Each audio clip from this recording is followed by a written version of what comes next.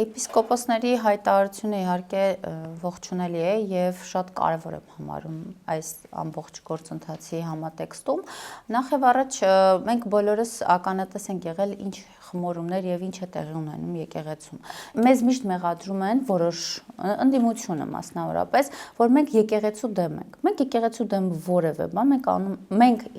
ինչ այս պահը ինչ գործընթացներում մասնակցություն ունեցել ենք, դա եղել է ներկայանալ, գնալ պատարակների, նաև ներկայացնել այդ մարդկանց վարքը, իրենց հարաբերությունները, այսինքն ունենալ ինֆորմացիա, որը բարձրաձայնել, եւ սա եղել է հանուն եկեղեցու եւ մենք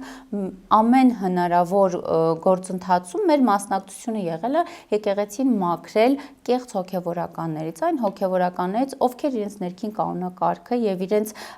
հոգեվորական աշխարհից կտրված են եղել եւ այնտեղ այդ հագուստով փորձել են այլ գործունեություն ծավալել։ Հիմա այն ինչ տեղի ունեցավ այս հայտարարության համատեքստում շատ կարեւոր եմ համարում եւ իսկապես նաեւ այդ համախմբումը ինքը շատ կարևոր է եւ սա